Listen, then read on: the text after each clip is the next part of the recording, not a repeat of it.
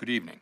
Federal Reserve Chair Jerome Powell and US President Donald Trump are at loggerheads once again. The central bank chief said Sunday that the Justice Department had opened a criminal investigation against him for allegedly misleading Congress.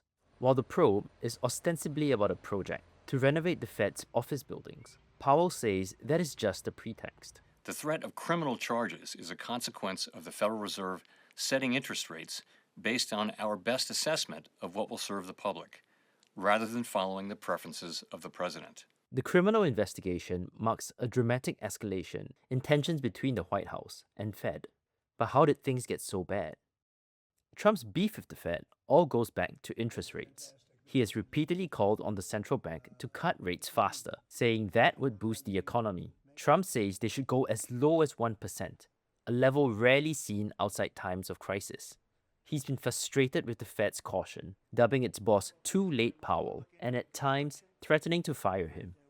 The Fed was designed by Congress to be insulated from political pressure. The 7 members of its board of governors serve 14-year terms, which ensures that no president can nominate a majority.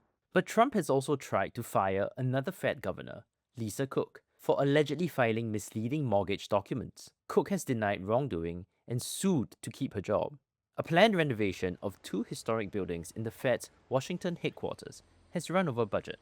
That's for reasons such as higher than expected costs, design changes, and unforeseen hazardous material contamination. Trump has accused Powell of mismanagement and hinted at fraud without providing evidence. Powell has rejected the charges and defended the need to remove hazardous materials. The DOJ appears to be preparing to indict Powell for lying to Congress. That's over his June testimony to the Senate Banking Committee about the renovation. George Washington University political expert Sarah Binder says it's a deeply unusual move for the Justice Department. Well, it's certainly not normal for U.S. attorneys' offices to go after what appear to be the president's critics. In this case, Powell's not a Trump critic per se. Um, but what's unusual here is that we know, as the president keeps saying, he wants lower interest rates from the Federal Reserve.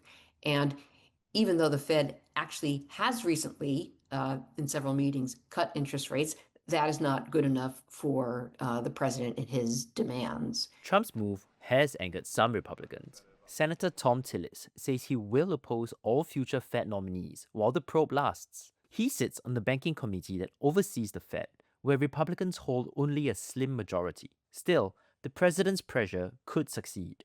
Powell and Cook could be forced out, giving Trump 2 new seats to fill. But for now, there's little expectation that the Fed will bow to pressure for more rate cuts when it meets at the end of this month. Analysts say a politicized Fed would have less freedom to steer the economy as it sees fit, raising the risk of higher inflation and undermining the dollar. But investors aren't panicking yet, with US stocks broadly steady this week. Markets now bet that the Fed will stand firm on rates until after Powell's term ends in May.